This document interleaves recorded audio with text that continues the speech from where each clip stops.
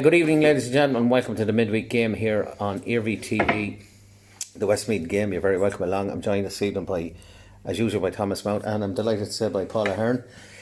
Here on my left-hand side, a very interesting weekend. We had all our quarter-finals of Senior, Junior and Intermediate Championship. We're going to start off the show this evening with Friday night's game, which was Daley and Milton, which was played in Tuberclare under lights last Friday night. Good evening, ladies and gentlemen, and welcome to Tuberclare this evening for this evening's intermediate football quarter-final between Milton and Daley. Super interception that time by Conor Dillon. Waited till the man lost the ball. Out it goes again. Back in towards the centre. Paddy Summers ships it into Conor Dillon. I think we have the first score of the game, have we? Yes. Conor Dillon get their first score on the board, I suppose, yeah. Gone up, it's gone over the bar. Good score that time, Dolan. Fair to say again that there's a free this time. It's Jack Murta over on the far side of the field. He's a big strong lad, puts it into the corner now. Milton looking to get even again. That's a very, very high strike. It's Conor Dillon again, and that's another score for Conor Dillon. A magnificent score for Kevin Stone now. Is it going to go over the bar? Yes, it is, yeah. That's a third, if I'm being quite honest with you. Conor Dillon again on the move. He seems to be the go-to man. He's been excellent so far for Milton. Ships past one, ships the second time. It's going to be a fair battle with himself and Fergal Hines. He's going to get a third score. He is, Damien. That's a super score. That's 3 points for Conor. Gives it into Gunning. Gunning tried straight through the centre. Nobody coming to meet him. Is he going to have a potch at himself? He is, but that's into the paws for Ja. Ja Boyce grabs the hand in it. Conor that's down through the centre again. It's that man again. Conor Dillon. Dillon is going to have a go from distance again, Damien. Is he going to get a fourth one? He has as well. And he's just shooting the lights out here. It's still in the corner here. Is it going to be retained or kept in? No, it's not. It actually winds up as a sideline ball to Daley, which is... And there's a lovely ball into Turley. Turley now heading towards goal. He has the opportunity in front of him now. Maybe he should take it, and that's exactly what he does. That's a super score from with the sideline ball into McGorn. McGorn has the head up, looking to pass it on. Gives it into Hines. Hines shifts it back to McGorn. McGorn's a long way out. Is he going to have a go? He is, but that one looks like it's going to drop short. It's not. It's gone into Ja Boyce. Is he going to get a goal? And Damien, oh! And he's put it over the bar. To pick up the pace here a small bit. They're getting their men, the men that are dangerous. McGorn switches it on to the right foot, switches it on to the left foot. Lovely little pass, but he doesn't strike it up. But again, it's that man Boyce, and it comes off the crossbar. It's off the crossbar. He steps past the man. Is he going to take him on this time? He's out onto the right foot. He's on, goes back onto the left foot. McGorn still in possession. Good work, good defending this time by Daley. This is a long-range shot. Is this one going to pop it over the bar? And where's the old socks up close to the kneecaps? I think he's like myself. He's fond of that warmth. That's a fair kick from Dara Hines, but it looks like it's drifting out over the end. It's not. It's caught by Ja Boyce, and Ja Boyce goes for goal. It's out for a 45. And to be honest with you, I think that was a decent save by Jordan Nugent, because I think that was heading in to take this one. A lot of changing around from free takers and everything from Milton here tonight. Dillon gets a good strike, and that looks like it's heading up over the bar. That's a super score. Milton, great work out of nothing. That ball was drifting wide, and fair play to Ja Boyce, kept it in play, and almost got a goal, but now they're 4 points ahead. This time it goes over the top completely from Jordan Nugent into Fergal Hines. Fergal Hines with ball in hand into Holloway on as a sub, of course, in the first half, and that's more like it. That was a well called mark. Nice chance now, and that's a lovely strike on the ball and a possession. That's a kind of a... I don't like to be criticising referees. It just looked very strange to us here. Daley back in the attack now. Need to start to get something going in that forward. That's a lovely ball in. Super ball in. He's pulled back, but he's going ahead for goal. Is he going to get the first goal in the game? He is! Oh, that's a great goal. He's in and around his man. Murta with the ball. He's dispossessed, and that's great work. Larkin Dolan now. Larkin heading for goal. Looks like he's been fouled. The reason he looks like he's been fouled is because he has been fouled. And Daley really... Larkin Dolan strikes it off the left foot, and that's a super score. Great score. Larkin Dolan now.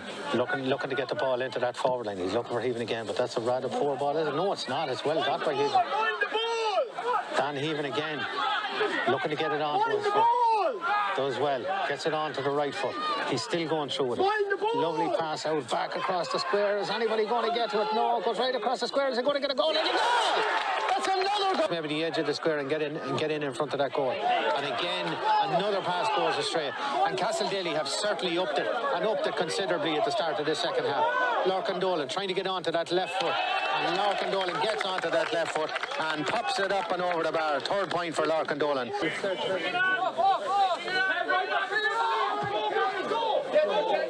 Ball into McGorran, looking, trying to get in behind. He has it in front of the goal, and it's a goal!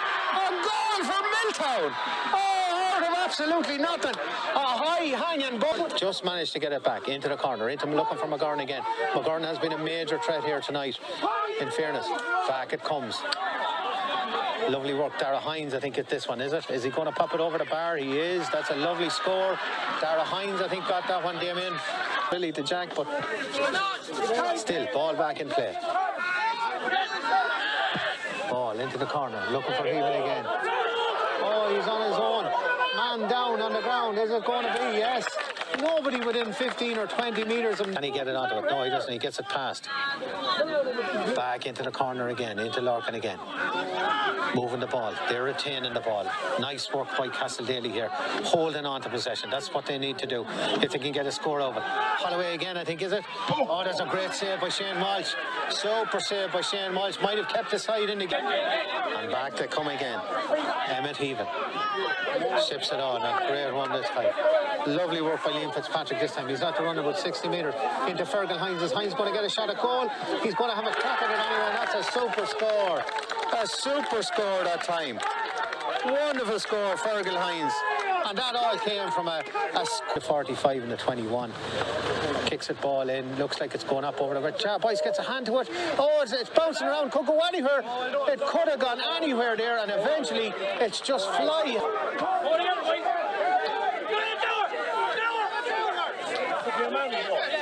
Great work up on this side of the field. Super work by Emmett Heaven. Gets it into his full back. That's Liam Fitzpatrick. And Liam Fitzpatrick is going to have a go for it. And Liam Fitzpatrick is Paul Mann. That's 23 actually it was. And it is Paul Mann. So we're like, but there's the final whistle.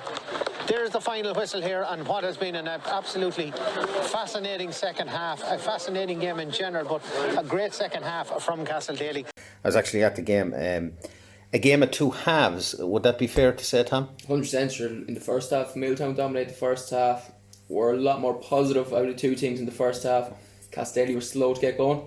And then second half, Paddy Holloway came on and the game just changed on its head. Yeah, and I thought they brought Holloway on. They weren't going to bring him on, actually. They weren't going to bring Paddy Holloway on until Davy Stone got injured. He had a major, it looked like a major shoulder injury, which is a worry for Castledale. But from that point on, you could almost see the lift in Castledale on the night. Like, Milton had dominated the first quarter, definitely, and young Dylan was outrageous in the first half. But in fairness to Enda Sheridan, I thought they obviously spotted what was happening, Paul, and they rectified it fairly quickly. Yeah, like in the first half, what happened with Castledale was their forwards were out too far, and Milton were beginning to be able to drop back, and Castledale's attack was quite slow. So what they ended up doing was taking a lot of shots from outside, or taking shots under pressure, or forcing passes under pressure. So there was a lot of turnovers, a lot of wides from Castledale's perspective. When Paddy Holloway came on, there was a huge momentum shift in the middle of the field. They started winning way more possession, but also they pulled some of the forwards out and created much more space inside. Like, it was really noticeable how much space he had in the second half versus the first half. And they were much more clinical about popping in the early ball into space, and either he was taking it on himself or they had runners coming off the shoulder. And the scoring chances they had in the second half were decent scoring chances. They were in good positions, in space, not under a huge amount of pressure, which was complete opposite in the first half. Yeah, and we said it in commentary as well. It was quite noticeable that Larkin Dolan, who in my opinion one of the better forwards in the county at the time, he spent more time between his own 14 and 45 in the first half than he did at all. But there was a huge momentum shift then for that second half time where he virtually stayed on the 40 and sprayed an awful lot of ball. Like, I don't think he got a whole lot of scores, but at the same time the amount of ball he was in possession of and scores that he helped create. He probably took Milltown's biggest threat out of the game in the second half, with Conor Dillon going back on him at times in the second half, and then Conor not being able to get up the pitch and have the same influence as he had in the first half. What was 4 points Conor had in the first half? First 4 kicks of the ball, I think he kicked 4 outrageous scores, like a nice.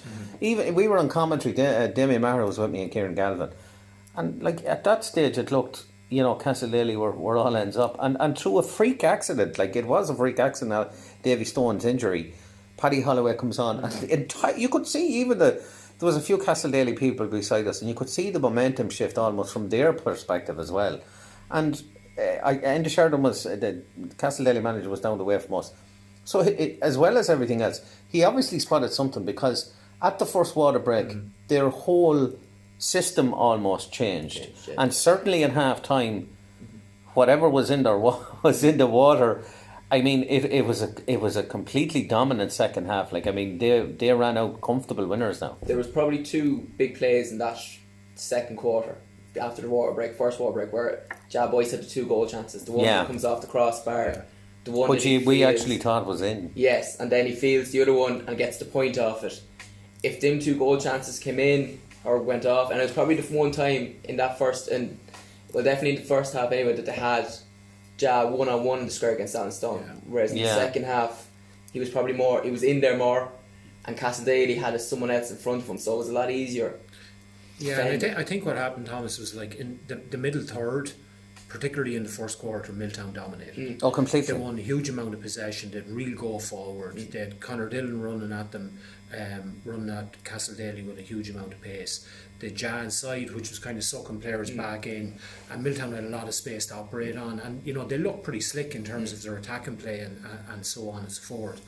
And what they were also doing was when Castle Daley were attacking, they were getting back in numbers and blocking up that middle third. So it got really, really slow for Castle Daley. So even when they got the ball in, really there's a lot of bodies there, and they were trying to operate. And they were playing. Milton were playing against there was a fairly strong breeze in it now. Yeah, there was a breeze from the clubhouse end.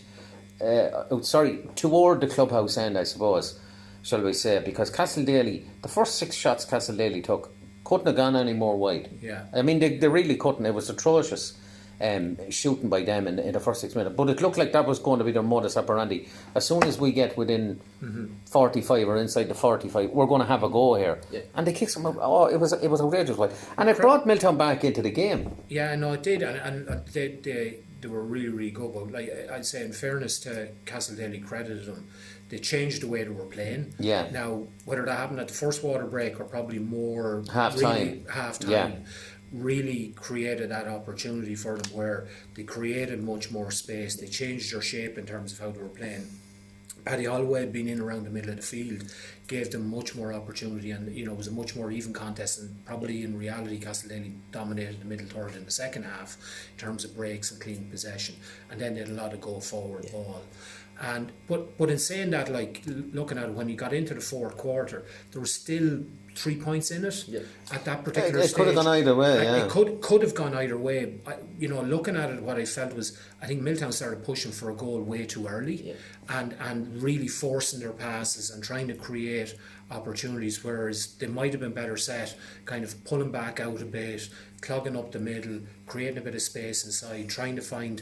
In the second quarter, we found Ben McGoran an awful lot, and a lot of scores came off him, even though he mightn't have scored much himself. Very ineffective in the third quarter, Paul. And but even in the third quarter, when he was getting the ball, he was in lots and lots of traffic. Yeah. And he took a lovely goal. It was a lovely ball. Drops into your hands at the edge of the 6 yard box. It was a great finish. You'd expect him to finish it. Yeah, it was a great in finish. fairness, but he did. But they really started kind of, in that fourth quarter, trying to push for a goal to get them back into it, rather than trying to kind of create more space inside, get the ball in, win a free, get into a better scoring position, pop the ball over the bar, reset, go again from that point. I thought also as well, Thomas, the fitness levels of Castle Daley looked on a different level to Milton, particularly in that second half when the game was in the second half, maybe end of third quarter and definitely into the fourth quarter. Like, Milton were seriously struggling.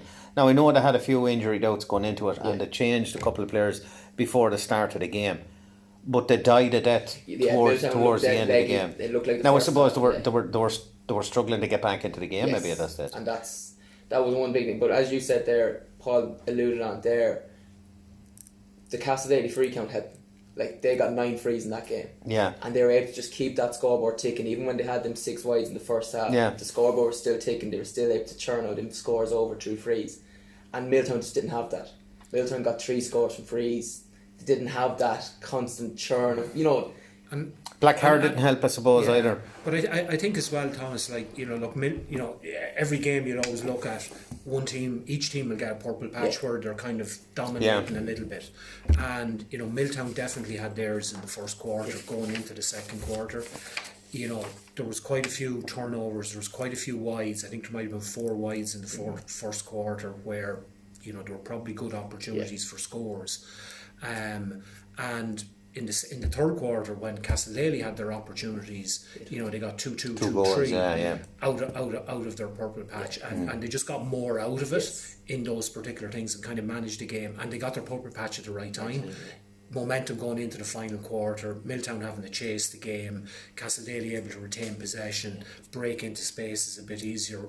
Milltown are all moving forward from that point of view. The second goal from our perspective, where we were watching it, I think Paddy Summers was actually marking Dan Heaven at that stage, and Paddy Summers actually almost collapsed with a knee injury, I thought. He was down for and even before that, we were saying, like, this guy needs to come off. He looked injured, and then all of a sudden Dan Heaven just found himself an absolute acre of space, trying to jump up to try and do something to put it off, and then all of a sudden, and it's in the back of the net, and you're chasing the game from them on. Now, it was a thoroughly entertaining game, I have to say. Really good crowd in it as well. I seen a lot of the Tang people there as well. They were watching with great intent yesterday, on Friday night. It was a very, very entertaining game. It brings back to me Friday night games. I think are the way forward, and particularly maybe earlier in the season, maybe might be in an edition for Friday night. I just thought it was a better atmosphere about the whole thing.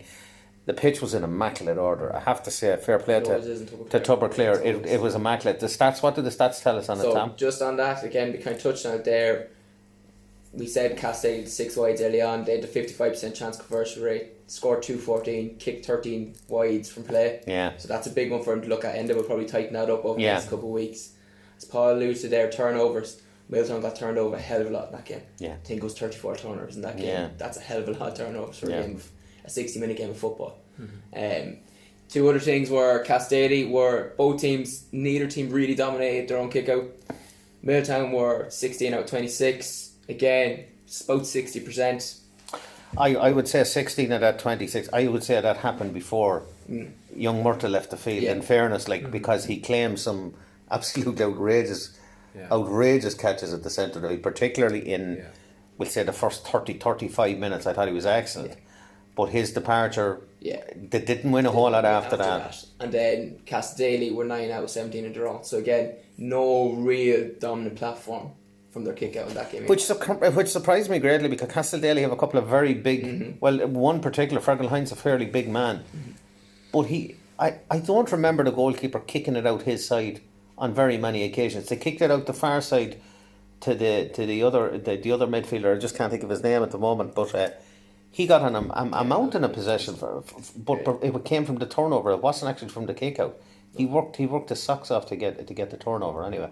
But bottom line of it all is, Milltown, in my opinion, they faded badly.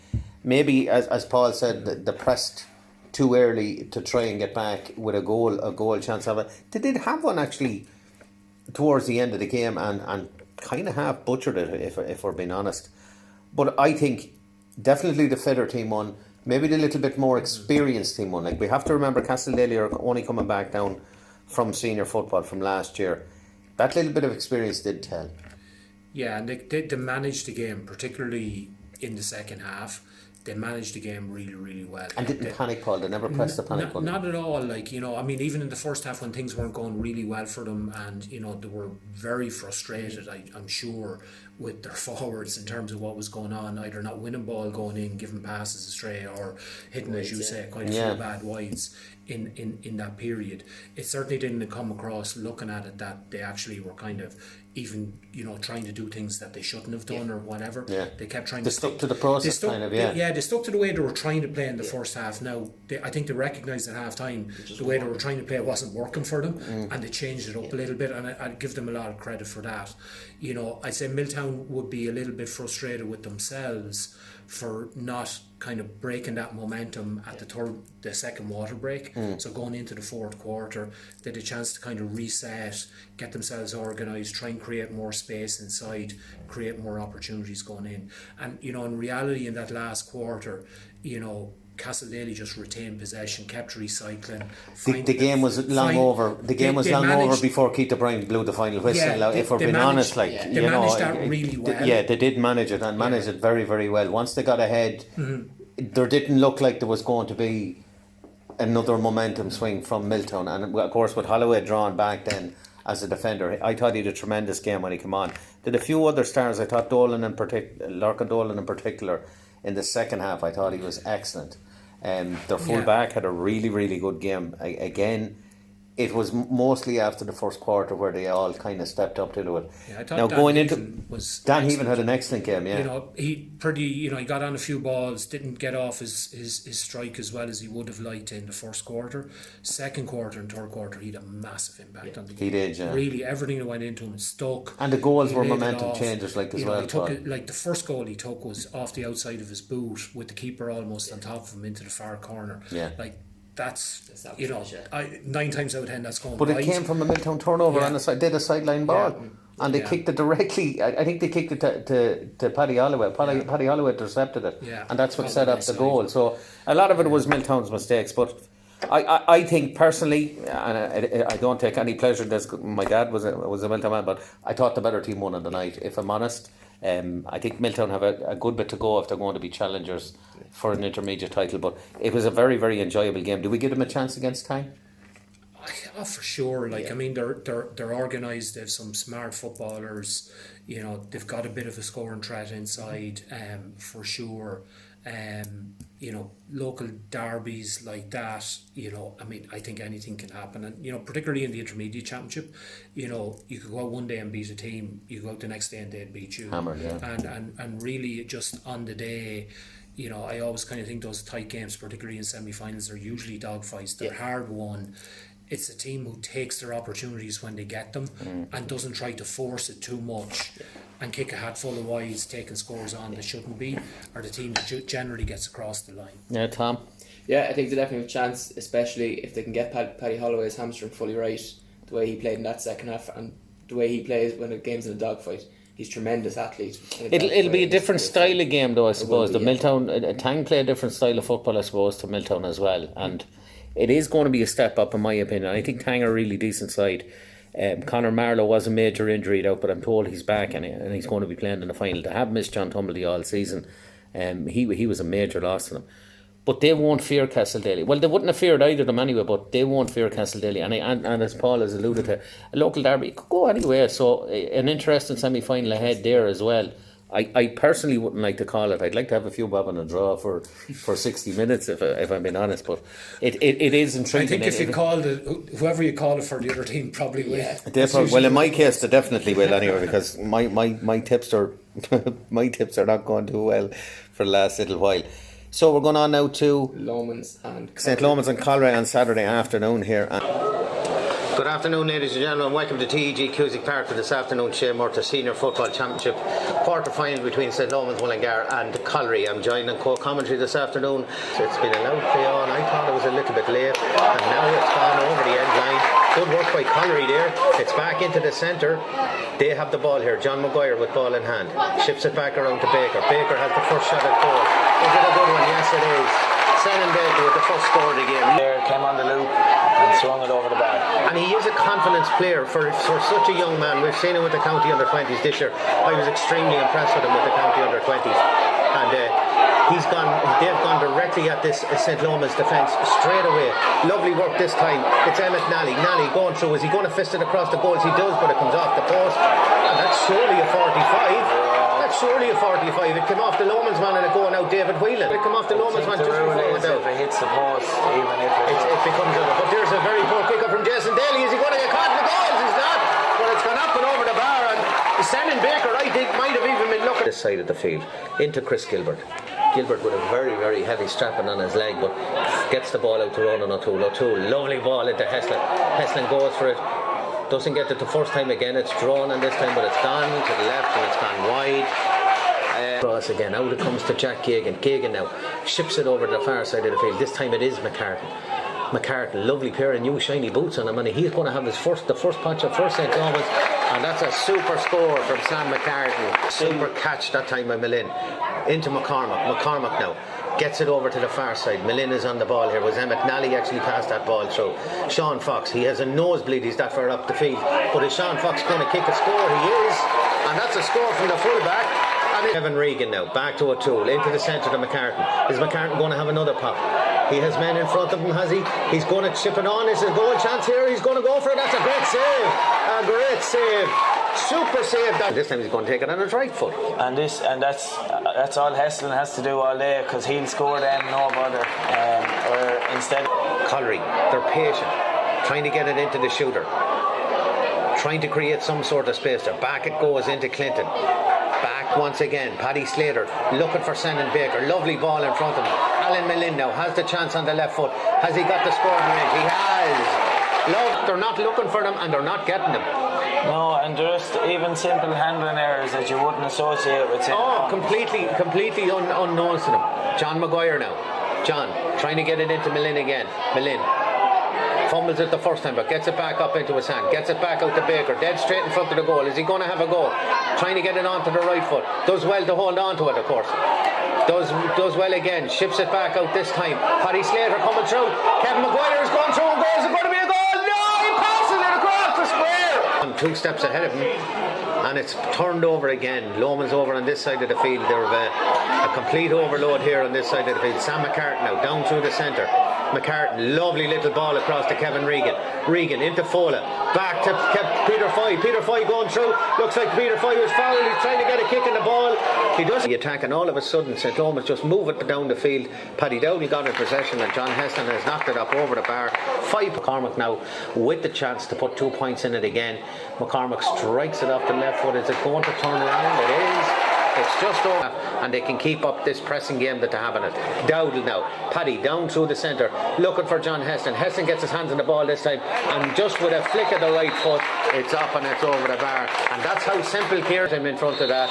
It's going to be an easy score. And despite Caulry's domination here, in possession stats, definitely Caulry lead by 6 points to 5 against a very, very out of sorts St. Lomans side, it must be said in the first. I think it was an attempt that time actually at a score, if I'm honest, from Shane Dempsey. Sam McCartan now plays it out to Whelan just onto the field, and Whelan's first contribution to the game is to level the game here in, and ball out again, out to Shawnee Fox. Ships it back this time. Doyle again. Doyle has been on a mountain of possession. Caulry playing it around that centre position here again. Move it again into Slater. Slater looking for Sandon Baker. That ball is going to skid up off the surface, but Baker measured it lovely. Great work this time. Conor McCormack now from a very narrow angle, and Conor McCormack. This one is a little bit close to the goal. Heslin with a chance now to put St. Louis ahead. John Heslin kicks, strikes, and lovely, and it's up and over the bar. 5th point for John Heslin here. We're 12 minutes into the second half, and St. Lomans have taken the lead for the first time. Sean Fox now coming through, looking for the man in possession. That man in freedom is Andy O'Sullivan. O'Sullivan now trying to go past Paddy Dowdle. Doesn't take it. It's Conor McCormack. Goes back out to McCormack. McCormack goes by one. Is this going to be the equaliser? It is. That's a lovely score. Curran here, he's so frustrated down in front of us, and I can feel his frustration, because that was a chance for Caulry to go ahead. They're after missing the 45, and all of a sudden St. Lomans come back on the attack. Fola Irindi goes past 1, goes past 2. Cavola still going with the ball. He has the ball in hand. Is it going to be a goal? No! It's gone to the right and wide. He's pulling it back for a free. He's getting ready to come into the fray here, but in the meantime John Heston knocks it up, knocks Andy O'Sullivan. Andy now going to kick it across the far side of the field. John Maguire looks like he's in. He is. Oh, he just slips out of his hand just at the most inopportune moment. But it's McCormack, in my opinion, is playing a little bit too far out from goal. They need to get Baker on the ball, and just as I say that, Baker gets on the ball. Sennin now turns, goes one way, shifts the next. Conor McCormack is going to go, but it's pulling to the left, and it's pulling wide, and just at the most inner of the goal here. He's definitely taken his time. Ball is high and handsome, and it goes up and over. Ken Casey is dead straight in front of the goal here, and this could finish the game. It is, and it's all over. It's a goal from Casey, and to finish off the game, maybe a little bit against the run of play, but it's a goal to finish off the game, but marred in my opinion. And this was an absolute thriller, I have to say. Not a great scoring game, and to be honest, again, we were talking about turnover on Friday night. The amount of turnovers that were in the Caulry game, 46, yeah. 46 turnovers. It was just incredible, the amount of the ball that was turned up by both sides. Like, it wasn't just... It's 23 each, yeah. Both of them were matching And figure. the game was completely in the melting pot. Like, 5 points, 110 to 8 points. It doesn't tell the tale of the game at all, because definitely it was a very flattering scoreline. With no disrespect to St. Lomans, it was a very flattering scoreline. They got a goal with the last kick of the game where Caulry had almost given up after John Heston and had popped the ball over the bar. But in the fourth quarter, it was 8-7 at the second water break, and Caulry had a couple of chances and they missed them. And that was the telling factor, because there's no doubt about it, they were dominant for large parts of this game. Conor McCormick, Senan Baker, in my opinion, they didn't get enough. Alan Millin, they didn't get enough ball into them in the second half. They didn't go at that Lomans, whereas they went at them in the first half. And even though it was very early, I thought a major turning point of the game. Kevin Maguire had a goal chance after about 12 minutes, I think, 13 minutes. And instead of going for the goal himself, he passed it to a guy that was never going to get to Emmett Nally, I think it was. Just couldn't get to the back post quick enough for the tap-in, yeah. No, but I couldn't understand him. We were sitting up in the press, we were sitting up in the commentary position going, why didn't he take it himself? Because I have to say, of all the performances I've seen this weekend, without question, Kevin Maguire's was the most outstanding performance. Like, to hold John Heston for the day, and John got very frustrated. But also, you could see that. John, but it was brilliant. I thought it was a very interesting battle the way they used Kevin Maguire tactically. They had him marking John when Lomans were in possession, and once Caulry had possession, Kevin was allowed drive forward. Yeah. And they were nearly having two Kevin Maguires. The Kevin Maguire that's been there all championship, driving Caulry forward. Yeah. And then they also had Kevin Maguire, who's the best fullback in Westmeath. Yeah. And they had both of them on Saturday. I thought Now, the way he used them brilliant. was backed up by some serious defending. I thought Owen Fox, Sean Fox, they were tremendous. I thought Grennan at centre back, Sean Doyle at number 7 had an absolutely terrific game. Absolutely terrific game. But again, we're going back. It's the old dog for the hard road. It's the experience, in my opinion, is what saw St. Lomans over the line at the weekend. It was just, they could dig out the score when it mattered most, Paul. Yeah, and I mean, it was an exciting game because it was close. But truth be told, the standard was absolutely terrible. The amount of turnovers in it, the amount of wides in terms of opportunities not taken. It was exciting to watch because of the closeness of it, but you were kind of looking at it going, like, really, fellas need to be doing a hell of a lot better here in terms of just fundamentals of the game, in terms of passes being dropped, balls not being given into fellas in good positions, and so on and so forth. So it was kind of, it was a bit disappointing from that point of view in terms of the standard. It was certainly very exciting. I think Lomans would be happy to have ground out a result. Absolutely, And, I have no doubt about it. Certainly the experience of being able to get the ball into danger zones when the game is in the mix, to either create a free or create a scoring opportunity, really stood to them. To Caulry in the first half, first 20 minutes, a lot of penetration, really ran at Lomans, created opportunities, kicked some fine scores, kicked a few bad wides in that period as well. And I know in commentary you were saying, like, hopefully Kieran was saying, hopefully they don't rue some of the misses. And, Which they did. They definitely did. Which they did. They The goal chance in particular. Yeah, they really needed to take, particularly those point opportunities. There was 3 or 4 which were kind of, really good point opportunities and went wide. There was another 3 or 4 which were more pot shots, and if they'd recycled, they might have got them into better positions and so on. And did something similar in the second half as well, Paul. The second half, to be honest with you, when I sat back and looked at it and kind of thought about it, apart from 1 or 2 attacks in the second half, Caulry didn't really penetrate Lomans' defence at all. They had lost Emmett Nally at half time, in fairness now, who was one of their better forwards. It almost looked like they went really, really compact, really, really early, and just didn't want to lose. And the elements of their play which served them really well in the first half just disappeared. Lomans got on top in the middle third, so they really dominated possession a lot of the second half. and the game was being played in Caulry's half. But despite that, like, you know, I mean, normally when people talk about Lomans, it's always like, oh, the defence is suspect and the attack is where it all happens. It was the and so complete on and so opposite forth. of the weekend. You know, I'm sure the guys in Lomans are really, really disappointed. Like, you know, their attack throughout the game was pretty blunt. A lot of lateral passes, a lot of taking into contact, being turned over in possession. No TJ Cox though. Yeah, I mean, you know, they got a lot of space. You know, in the last 5 minutes they fired. Yeah. And that was the only, you know, I think there was 2 scores in the first half. One where the wing forward from Longford, I can't think of his name. Peter Foy. There was an exchange of passes with him and Sam McCartan and somebody else, and broke through and he got fought. I don't know, it looked to me like a penalty, but it was a 14-yard free. That was a fantastic score. There was another interchange with John Heslin put it wide with his left foot. There was two really beautiful, good chance, two really good movements. Yeah. Really good attack and play. And the fact that I can remember them means that they're probably the only 2 really good parts of attack and play that were actually there in the game. A lot of the time it was lateral and getting bottled up. And, you know, to be fair to Caulry, they were really, really set up well defensively and really frustrated the Lomans attack. And, you know, for whoever's playing Lomans next, you know, there's a real blueprint Which there. is a very Kinnegad work on a very similar pattern actually, and they beat Lomans and beat them quite comprehensively. I was at that game out in the Downs, and beat them quite comprehensively. The one thing that struck me was how blunt Lomans were in attack. I have to be honest. I'm looking at the 6 forwards here: Ronan O'Toole, Chris Gilbert, Peter Foy, Foley Indy, John Heslin, and Shane Dempsey.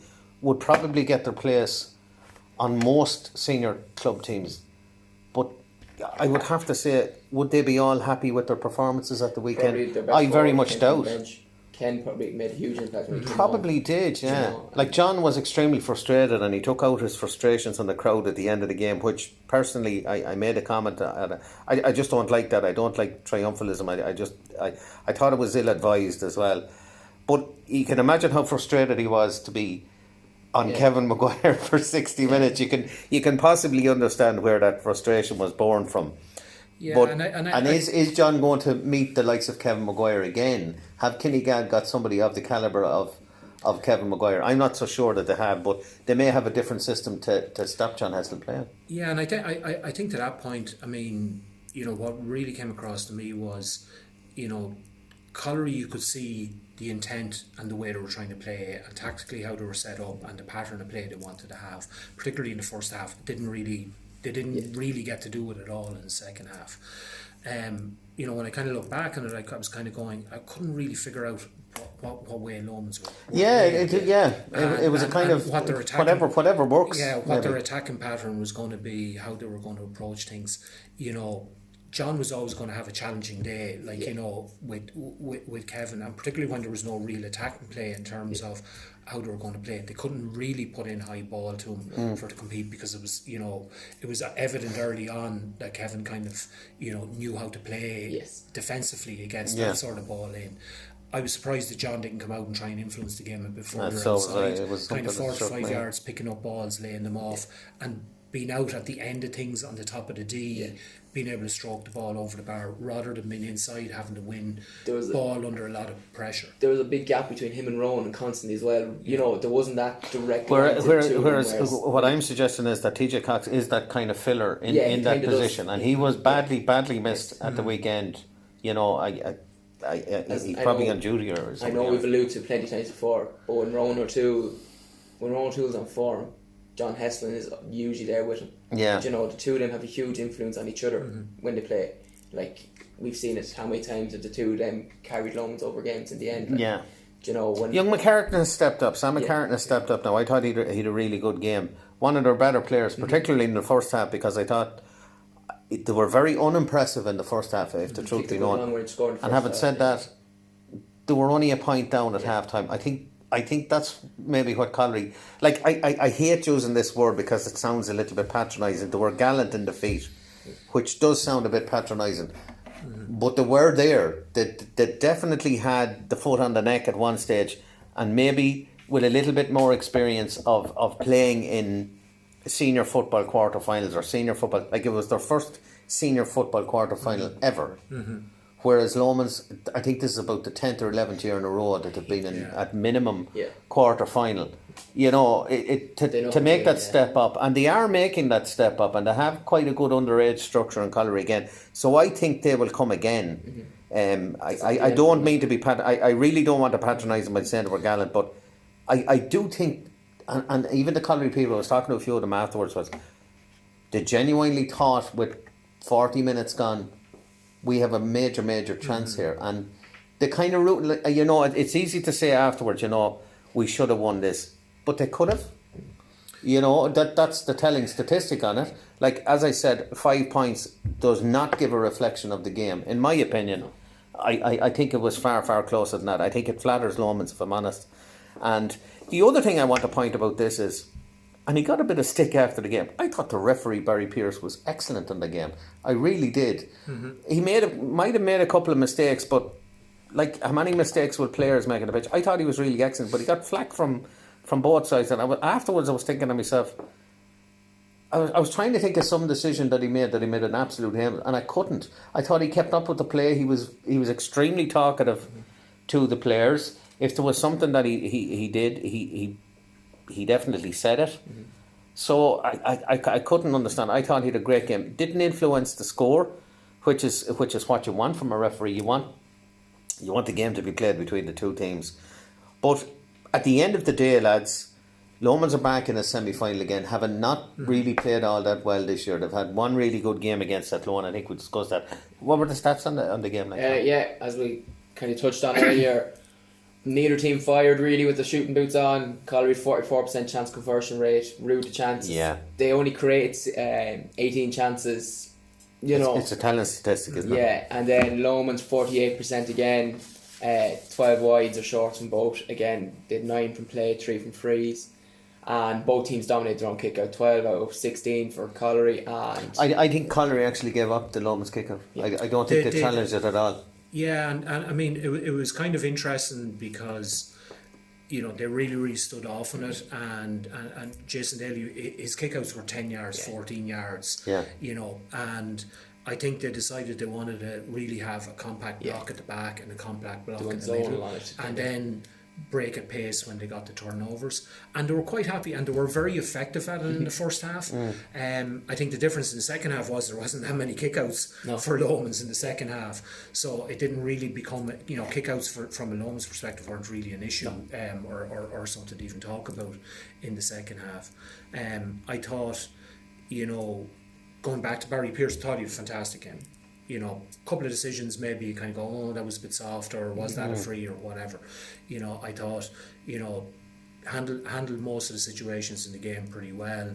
You know, was pretty anonymous, which is a good compliment to a absolutely referee. I agree with you, Paul. I agree with you. I don't mean that. No, I mean that as a criticism. Yeah, you know, that's an advantage to him. He wasn't a factor. You know, I would say compliments to Caulry actually for one particular incident, because he gave a free just in front of the stand here for a double hop, which was actually not a double hop, and they just put the ball down and got on with it. Where I've seen other teams react very badly to those particular sort of situations. Well, Kate didn't react very nicely to it, all right. But I wasn't. He was like that for over 10 minutes afterwards. But you know, I thought, like, you know, Caulry first half, if they could have brought the same level of energy and focus to their play into the second half for longer periods, they would have caused Lomans an awful lot more problems. Yeah. You know, truth being told, you know, Lomans really dominated possession in the second half. Their bluntness in attack probably kept the score tighter at the end. And I suppose that's something for Declan Kelly to work on, I suppose. And I'm sure they'll be working on that from, you know, I mean, they won't be happy with that. And they'll probably have Cox back, I suppose, for that semi-final as well. Against Kinnegad, what's our thoughts on that one? Yeah, look, I mean, Kinnegad incredibly solid and organised at the back. Like, they've been building a kind of a very good defensive system for probably about 4 or 5 years now. And last year and this year they've really bought great penetration in their attack and play and their transition play at pace. And, you know, Lomans will really need to kind of up their game for themselves in their attack and play. To really get any team actually to run up a decent score against Kinnegad. you need to be really, really sharp in your attack, and you need to be transitioning at pace and creating opportunities and being able to execute your opportunities really, really well. So I'm really looking forward to that game. I think that could be an absolute titanic battle. I think it might be low scoring. Yeah. I think it'd be very low It'll be scoring. similar to last weekend. But I think it'd be very low scoring. I'm really looking forward to seeing that one. Matchup is going to be hugely important. Who picks up Darren Giles if he's fit? Therein lies the Kinnegad problem, in my opinion, to have a couple of guys on the treatment table. We know Darren Giles, Ger Leach is a major doubt, I'm told, for a semi-final, who has been kind of, if we talk about Ronan O'Doul as a string puller for Lomans, Ger Leach has been in that role for Kinnegad, so he's going to be major loss. Jack Thorpe, major doubt about him, I think. Shane Fleming, another doubt. Dan Leach, of course, is out for the entire season, I think, virtually. One of the better players in the championship last year. But having said that, they're going into this game knowing that the big Lomans by 10 points. Yeah, it has to be a fillip for him. I know it's a completely different game, and that scoreline will mean nothing in 2 weeks' time. But at the same time, they know they can win it. Yeah, I know. I mean, I think Kinnegad will be approaching it with a huge degree of confidence given the previous game. Yeah. From that point of view, but in the back of their minds, knowing it's a completely different game, and approaching it like it's a completely different game. So you go in with the belief, we have the capability to beat them, but to do it, we need to execute our game plan. We need to work hard. We need to have a serious work rate. We need to be focused all the time. From that point of view, Lomans, from their point of view, coming in going, we've a point to prove now. Wouldn't be entirely happy with, certainly the performance against Caulry. I'm sure they're not quite happy with that. I think they're happy with the result, happy at all. but not happy with the performance.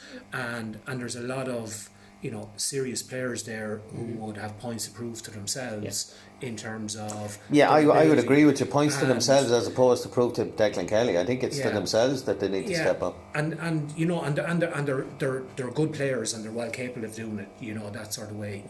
Question is, are their performances through the championship a kind of a trend? Or are they more just a kind of a building block on a particular journey? And sometimes it can be hard to shift that momentum when you're kind of grinding. Sometimes eventually your luck runs out, but then on other occasions it's kind of you're just waiting for that big performance to explode, and you've kind of put in the hard work and so on. So I think it'll be a thriller. I hope it'll be a thriller. I think it'll be very close, I have to say. I honestly do. I do think experience might come to tell in this. I think the other thing, in my opinion, is who starts for Kinnegad. I think that's a major factor. Possibly who starts for Lomans as well. There's a couple of them are on the cusp after their performances last weekend, whether they'll even start the next day, Like Lomans have a really decent junior side there, a couple of nice players on it.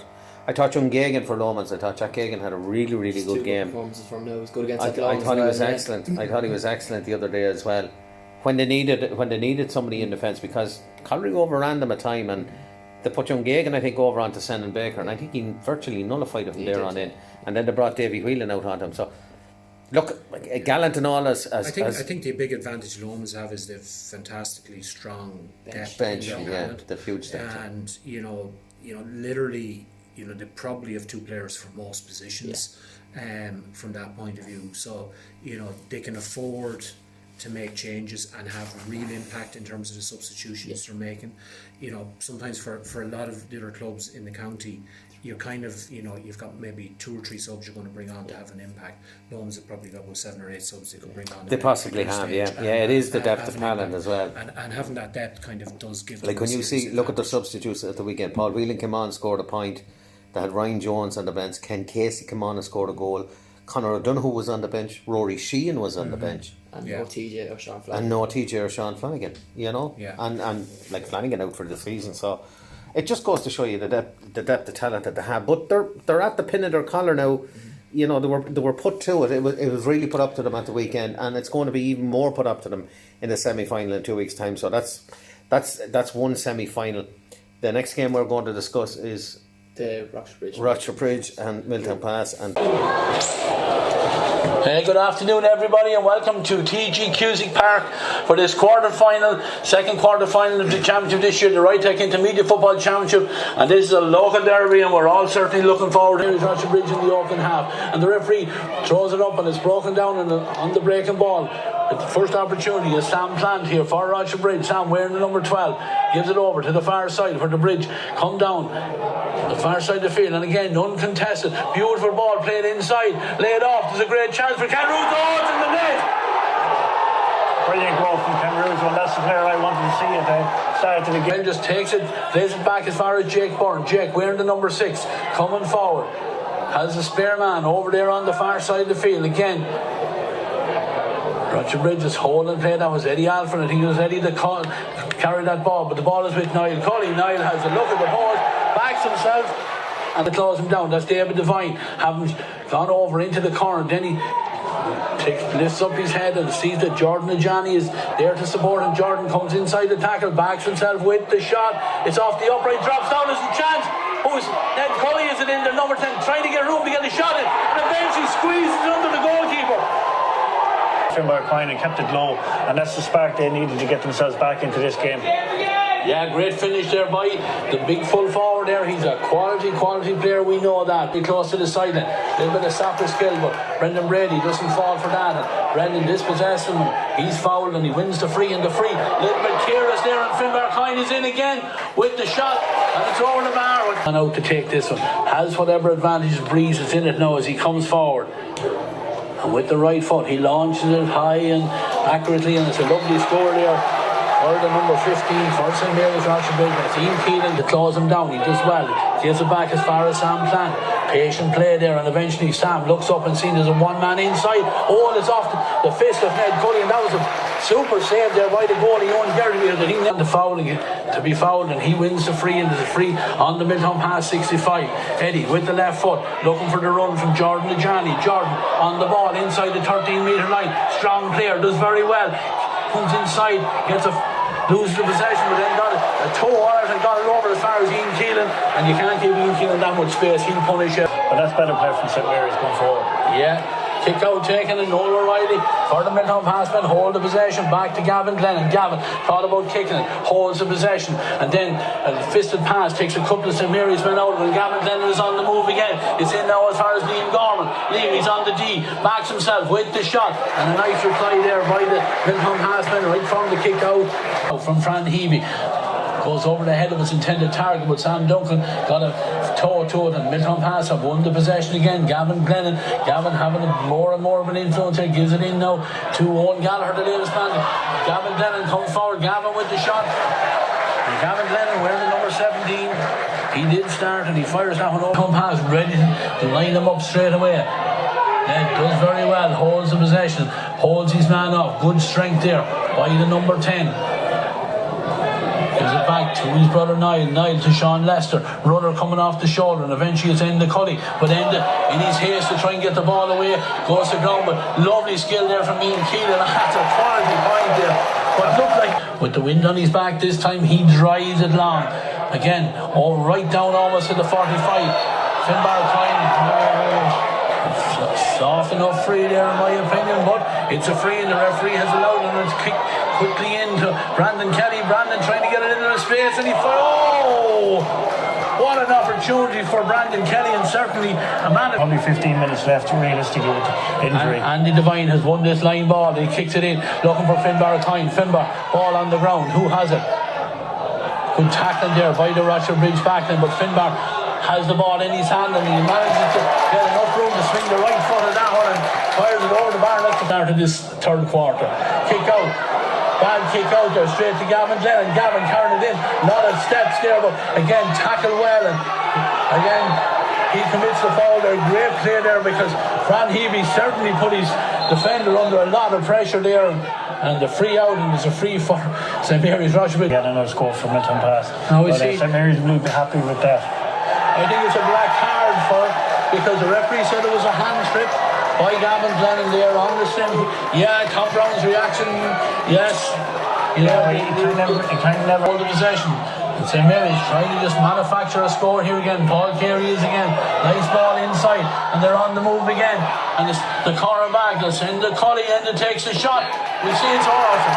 That's a fabulous goal from the corner back. No legend on that, and the mid-on passman, they come back and take it off him. And ball Things coming to life here now, certainly the crowd really getting into this game as we head into the closing stages. The ball given in long, to find Brandon Carey, the one time the one goal, Brandon down the back of the net, he dropped the shoulder. The first chance he's got all day, and that's two. It will certainly be a quality point if he gets it over the bar with the left foot. He kicks it in. It's dropping in. Has a fabulous point there by the sub. Gorman. Lawler. Handed there by Peter there, and Sam Duncan is on the ball, and Sam gives it across here. Brandon Carey. Brandon on the 13-metre line takes his man on and takes a shot. A great save by the keeper. Pass doesn't go to hand and turned over again, and Andy Devine starting to become influential for his side. Gives it back here to Sam Duncan. Sam, lovely ball into loads of space over next to scoreboards. Finbar Coyne, he has it on front of his man. His man is Jerry Byrne. Jerry tries to force him wide, but Finbar comes around and curls it again. Finbar this time very unselfishly gives it off. Brandon Carey. Brandon takes the shot, drops it in, but top on his left boot. Looking for Adam Kavanagh to come off the shoulder, and Adam gives it inside. And St Mary's building here again. There's a chance here. It's in with Adam Kavanagh. Goes through the hands. The shot comes in. I think it's wide because the umpire or the goalkeeper is sitting out with a great. The referee allowed to go on here because one of these teams going to go away with the spoils here. Midtown pass, the latest to come forward. Shane Corkin jinks inside the tackle, gives it on to Sam Duncan. Sam on to Andy Devine. Andy sees the gap. There's a chance here for the veteran. Andy with the left foot curls it. It's over the bar. The lead score. Gets a toe to it. Rochfortbridge very, very close to the sideline. Adam Kavanagh. Adam holds the possession. Comes forward and scores that over the sideline. But that's all it. It's the final action of this quarter final of the Rytech Intermediate Football Championship. And bragging rights in the parish today. To all the Milton Pass fans watching the television here, I have to seriously apologise. I really didn't. I thought Rochfortbridge would win, not alone beat Milton Pass. I thought they would win the championship. Just goes to show you what sort of a tipster I am. But so don't take any of my advice from here on in. These are just my opinions. You're going to probably win the championship now, Paul. So at least then I give them a great chance. Yeah. And I'll tell you why I give them a great chance. There's one thing stands out to me is the harder ground suited the smaller players and maybe the less physically developed players. You're coming into the season now where you're going to need big, strong men, and Milton Pass have loads of them. all over the park, yeah. You know, apart from their skill level, I have to put my hand up and say I was more than impressed with their skill level. But they have strong men who have been there, done that. Two intermediate finals, like yeah. They've been to the well. They've gone close. But this game looked over after 15 minutes. Let's be honest about this. At the first water break, it was 2-4. Even before the water break, I think it was 2-4 to 6 points. Yeah. And this game looked over. Rochfortbridge looked all over winners in this one, and just I can't explain how they decided at that stage we're going to retain the ball for 40 minutes. It looked like to me that they wanted to retain the ball. I thought the other amazingly strange thing was their substitutions left a lot to be desired, with no disrespect to their manager. Like Jordan Ajani was taken off. He had absolutely terrorised Milton Pass for the 40 odd minutes he was on, and the next thing I look and I see the long finger dragging him off. I just thought it was an extremely strange. I thought when Ken Rozelle went off, he was absolutely superb, as he has been for most of the season. When he left it, they lost a little bit of cutting edge, would that be fair to say?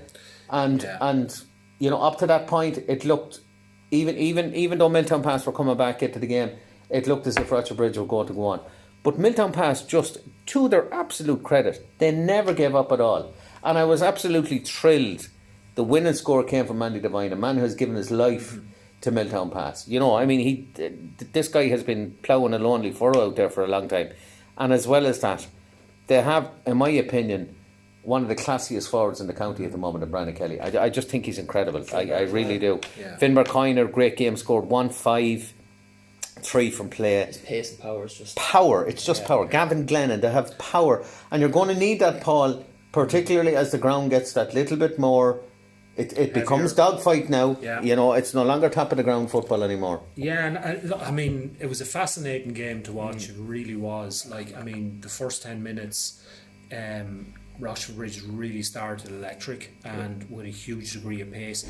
But what they did was they had a real high press real early and got a lot of turnovers and were, they were only 30-40 yards from goals and able to exploit into spaces, and they took the opportunities that came to them. Now they still had a few misses along the way in that particular first quarter. Credit to Milton Pass, what they began to do to get themselves back into the game in the second half was they really began to swarm players in possession, Rochfortbridge players in possession, got turnovers themselves and got out and got up the field. And even though they're a big team, they were able to kind of generate momentum and start going forward with a bit more pace. Form around the Rochfortbridge players really contributed to Milton Pass getting a foothold in the game and beginning to build from there. I think just a couple of kind of small observations on the actual game was, both teams, I don't know what the stats are, Tom, but the amount of turnovers in terms of, and I don't mean being turned over in possession, I mean giving the ball to the opposition, or was, I'd say the number. What were the numbers? 27 for Milton Pass, 26 for Rochfortbridge. My God, I think 53 turnovers. 53. Like for 1 a minute. Yeah, for Milton going into or Milton Pass going into the semi-final, they really need to work on retaining their possession. But it kind of has been, and this is why I didn't really fancy them in the championship. They have done this in virtually every game. I watched them against St Malachy's as well, and the amount of turnovers that they made that day as well was incredible. It wasn't like when we were watching the first half, Rochfortbridge were getting the sweeper back in once Milton Pass on the ball for any period. Yeah. And usually you turn around and go, right, okay, if they're trying to kick it into Brandon and to Finbar, you'd go, right, okay, we understand we're trying to get the ball in quickly. But these were turnovers and contact in the middle of the pitch, sometimes not even pressurised at times. Yeah. Sometimes just, as you said earlier, sloppy hand It passes. really contributed to Milton Pass getting back into the game. They were out of the game for most of the first quarter. But they never stopped going, Paul. They never stopped going. But they got 1-3 off either a free kick from the full back line going straight to a Milton Pass player, a kick out going straight. Like there was 1-3 that came from simple execution of passes that were more or less gifted to them. Yeah. If they didn't get that, it might have been a different game because they really would have been having to chase it then from that point of view. There was one interesting thing what you're saying there about when they got back into the game. In that last quarter, they gave away the ball twice. One of them was when Finbar gets it with about 3 minutes to go or 2 minutes to go, and he drives it forward, kicks it forward. But for that, after that water break, they had two turnovers in that period. They had 24 in the first 3-4. So you have to put your hands up and say, Rochfortbridge had loads of opportunity, absolutely ample opportunity. Kicked a lot of very, very poor wide. What was the wide count on it? They had 63% chance conversion. They were 5 wide from play and 1 from a free. Yeah. So the one from a free was a very, very poor miss as far as I can remember. And then, to be fair to them, they had that one absolute magnificent free from Owen Gorman in the second half where he was out in the far line. Yeah. The complete opposite of the one that John got in the quarter final here last year. On the opposite side, Yeah, and it was brilliant, and they really needed it because Milton Pass had come at them strong in that period. And at that stage you would have put your shirt, which unfortunately I did, you would have put your shirt on Rochfortbridge to go ahead. I think so, but like what was really noticeable in that third quarter, Paul, was compared to the first quarter for Rochfortbridge in the first quarter were going direct. They were moving at pace. They didn't do it after that. As the game went on, and particularly in the third quarter, they were much more slower in very lateral transition, as well. and very, very lateral. Yeah. And as a result, Milton Pass were able to get back, swarm, turn over, get back down the field. Which begs the question again: if even if Jordan or Johnny was standing on the edge of the square, like a very famous statement, Jerry Buckley, the journalist often said to me, I remember one time there was a doubt over whether John Haslam would be playing for Westmeath because he was injured, and the boys were asking me, would you play John Haslam if he was injured? And Jerry said, I'd play him in a wheelchair. Even if Jordan or Johnny was, tired or whatever it was, put him on the edge of the square, take a chance. He really on driving the ball in. I thought it was the most incredible decision. All through the game, even up to the very moment he was taken off, he got on the ball. He did not turn over possession. He looked to try and do the right thing. He had a bit of pace about him. He was drawing a lot of attention, and even when he was being swarmed, he was still managing to retain possession and let it off. I think Ken going off really kind of. There was two things about Ken's performance. Really, one was in the third quarter before he went off, he was getting sucked back into defence a lot. Yeah. And where they really needed him was on that half forward line to really kind of get or between the two 45s maybe, Paul. To be able to break lines and use his pace to get in behind Milton Pass and then kind of be able to create. No, he was a major loss. There's no doubt about it. He was a major loss. And their whole system, whatever system they had been using, that when the two lads went off, I thought they faded very badly. And even at that, they brought on Owen Gorman at that stage, who shaped up well when he came on. But yet they never kicked a single ball at him. And again, I would go back I think that goes back to the lateral play and the slow build up. And even when they got up to 45, if you're trying to kick it in, all you can see is black jerseys essentially at that stage, and you're under a lot of pressure. I thought one player really stood out for me, apart from the kind of some of the marquee names in terms of fellas we've mentioned already, was Gavin Glennon. I thought his work rate around the middle third, they've missed him for a lot of this season. Yeah, his distribution, his just presence around him was very, very. He really stood out to me. I think his desire to win a ball as well is. He really. He's one of those players.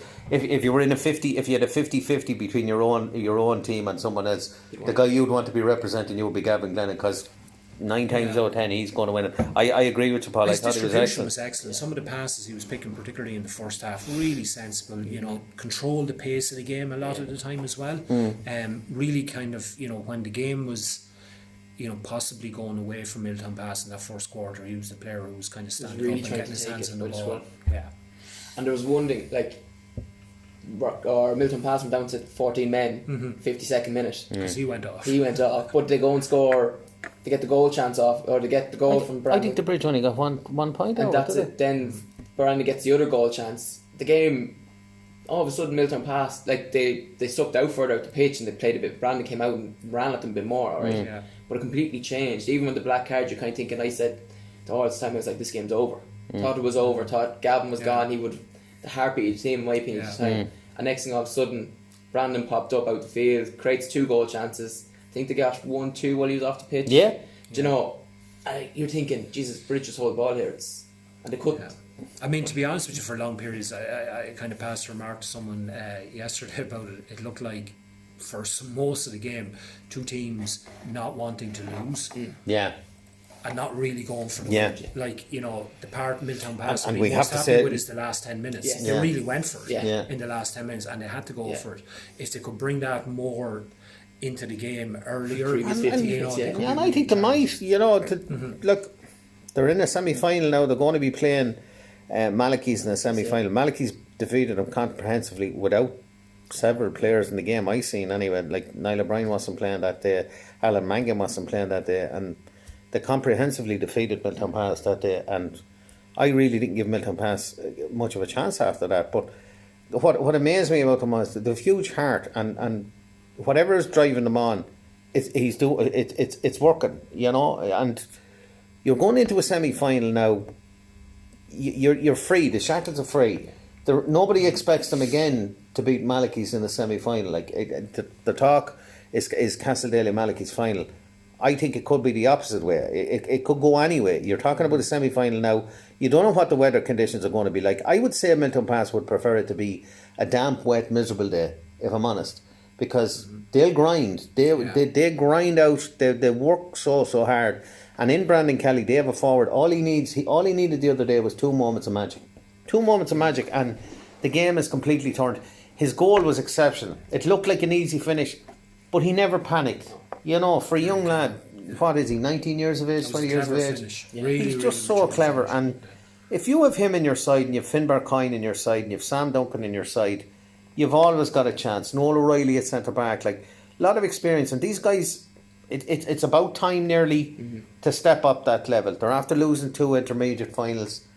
Maybe should have won one of them anyway, but they have to step up to that. And look, they're going into this game as, in my opinion, they're going in as underdogs. Probably in most people's opinions, as underdogs.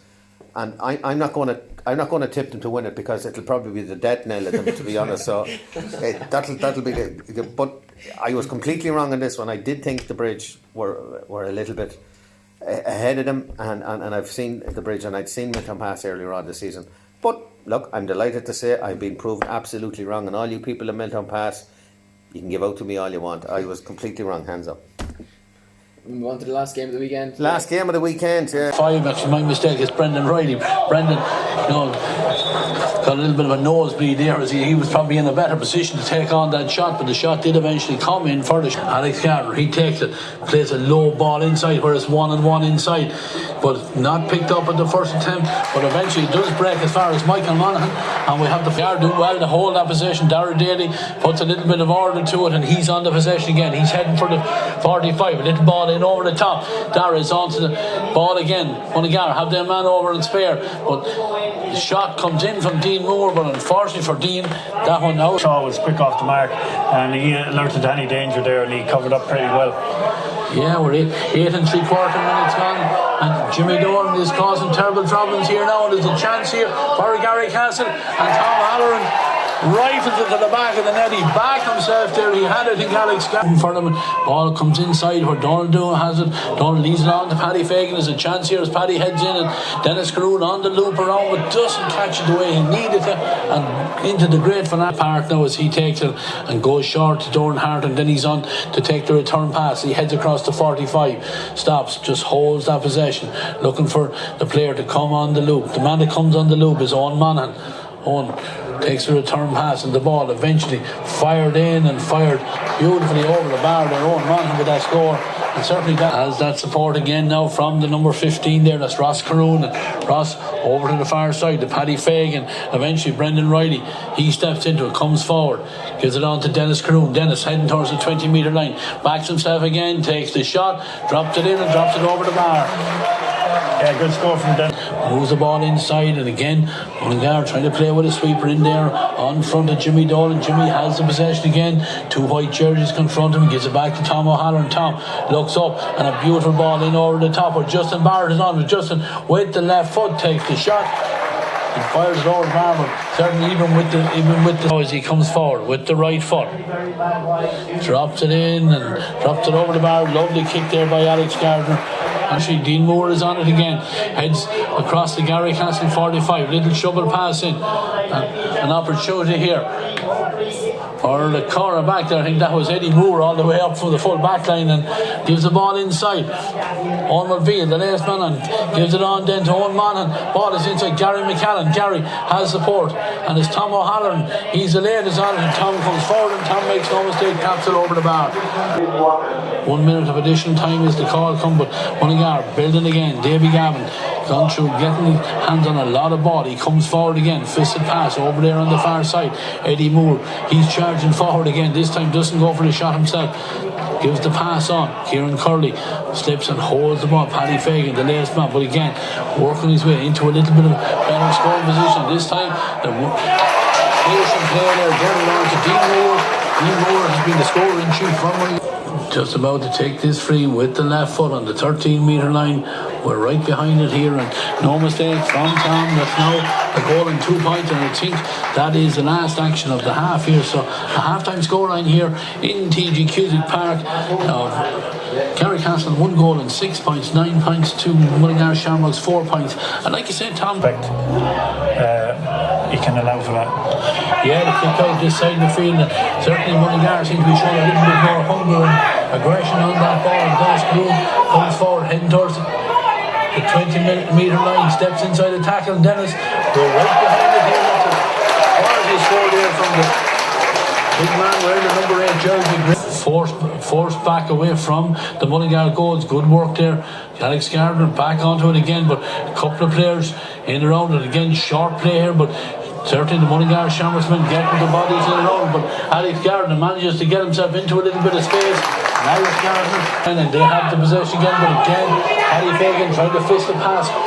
Laterally there is intercepted. Michael Monaghan moves it on here, and Jimmy Dolan is in possession again. Jimmy slips as he's about to take the shot, but don't know whether it went off the hand of one of them. Dean Moore with the kick, 4 points for Dean, certainly. For Garrycastle is taken, and they're on the move again. Centre half forward, that's Andrew Monaghan. Goes inside, gives it on here to Owen Murphy. Owen fired a lovely ball into Alex Garner. Alex, one look at the post, goes left, comes back onto his right, splits the upright, lovely score there. He's obviously backing himself to have the score. He takes a shot, it's off the upright and broken down. Who's first to react? It's the Garrycastle men. Jimmy Dolan. Jimmy finishes over the bar, but certainly Kieran Gavin is alert to the danger. A nice ball off and it's wide open up here. There's a chance for the Mullingar man. The shot comes in straight at Sean Brennan, but he does very well to save it. But danger not gone yet. Ball given back over here, and Dean Moore is with the shot. We're right behind it here.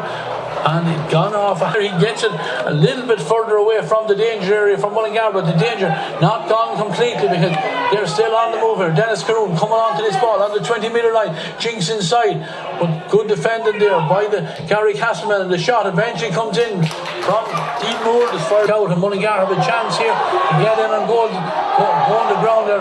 Damien Marr, the referee, doesn't he? Looking at the play, but allowing it to develop here. And certainly looked like there could have been a chance of a penalty there for them. Around the middle of the field, looking to get on possession again for his side.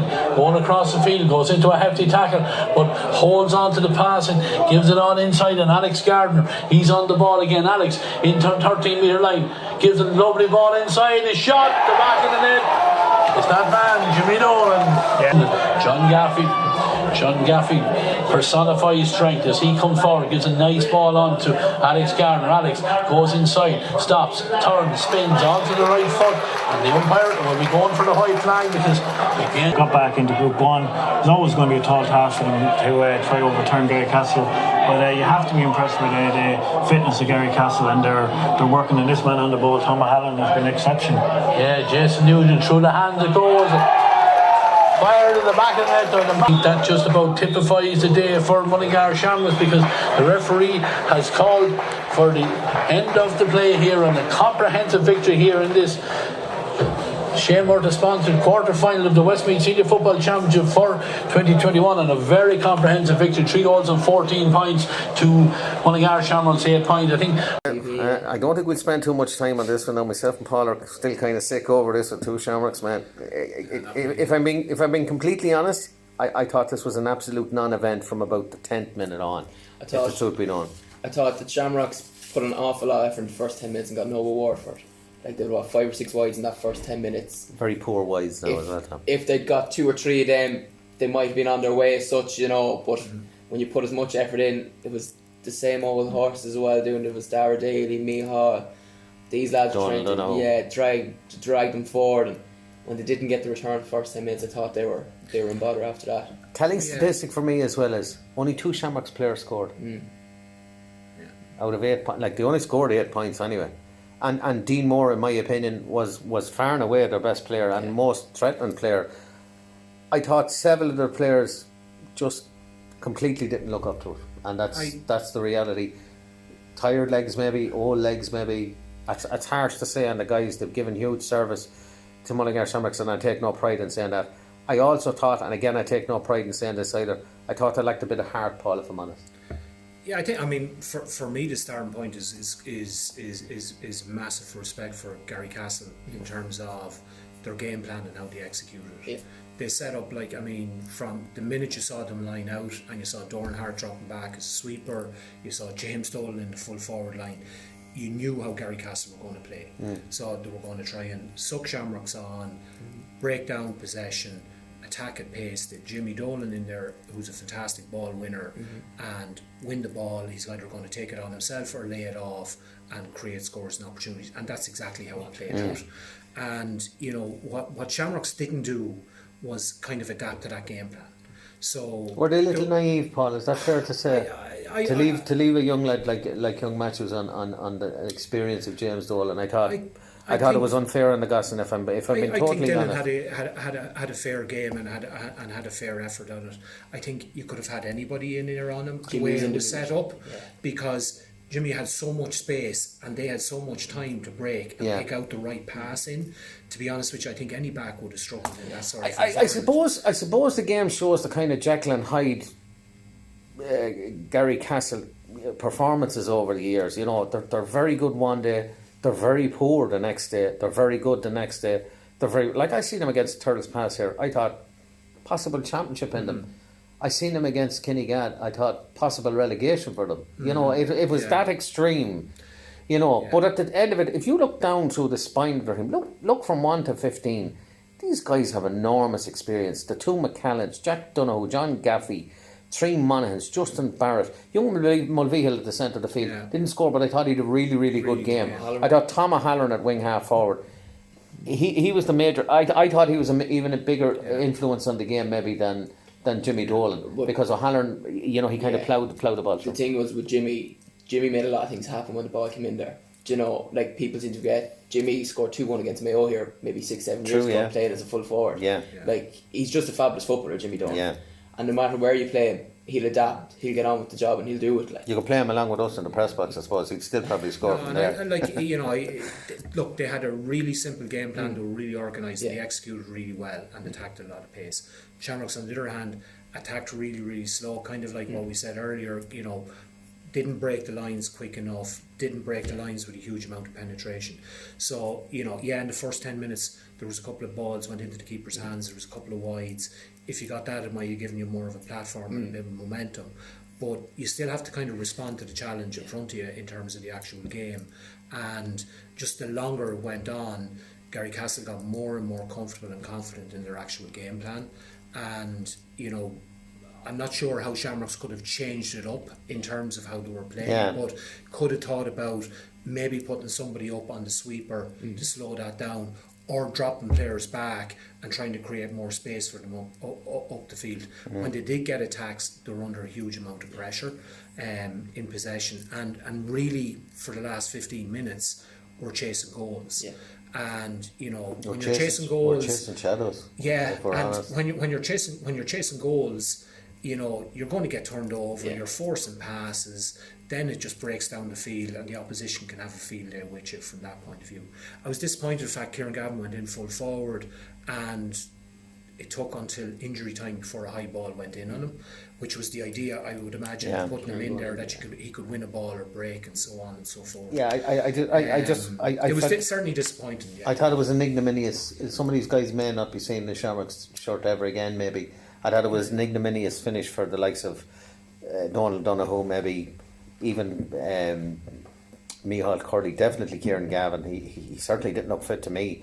Billy Flynn only came on as a sub, really didn't look fit as well. There was very few of these younger players, or even some of the established players, you know, did no leader on the pitch ball. That was the one thing I found. Whereas Garrycastle had the likes of Jimmy Dolan driving things on, John Gaffey had driving it on. Shamrocks had no guy to put up his hand and say, you know, today is my day, I'm going to lead this team today. I thought they were very, very flat.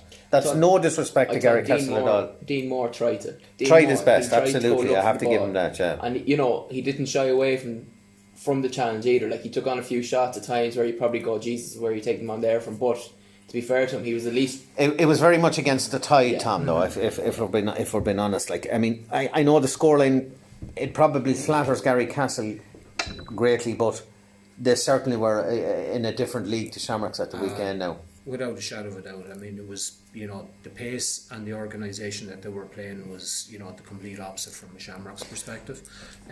You know, and you know, I think, you know, look, it's a challenging time for Shamrocks. You've got, you know, a bunch of guys. They are in transition, and we've discussed this on numerous occasions. But so Garrycastle, I suppose, Paul, as well. They're in a bit of transition as well. They are, and maybe they've managed it that bit better. But like the guys like Donald, like Micheál, you know, they're further down the track than some of the Garrycastle players in that respect. And Garrycastle have been able to kind of blend in fellas, 2 or 3 fellas a year coming in to that particular setup over the years. And Shamrocks have had a lot more challenges in terms of doing that from that point of view. And, you know, look, there's a bunch of young lads there, and, you know, it's hard learning. And it was a tough lesson. And it's a tough lesson, but, you know, I'm sure when everybody involved in the team looks back, they won't take a lot of positives out of it, but they'll certainly take a lot of learnings out of it in terms of how they want to portray themselves, how they want to play, how they want to go about, you know, representing themselves and representing the club in terms of how they actually want to play. And, you know, and of course they're senior for 2 more years, even though they're in transition. Like, you know, that's given them a huge opportunity in terms of trying to manage that transition much more effectively from that point of view. And, you know, they've had some, you know, good performances. You know, I mean, if I'm being honest, and being a Shamrocks man, at the start of the year, you would have been kind of a little bit nervous about, how we're going to manage the transition, and particularly the group we were in. There was, the way minefields everywhere, and the way it turned out, there was minefields everywhere. Minefields everywhere, And the first game was just a seriously impressive performance against Rosemount, and against Calucan here, they were very good against Calucan, and so there was real glimmers of light in. Over the course of the season. It's unfortunate that when you go out in the quarter final and you probably have your worst performance of the championship. Yeah, that was the most disappointing thing, I suppose. In a very visible way is kind of hard.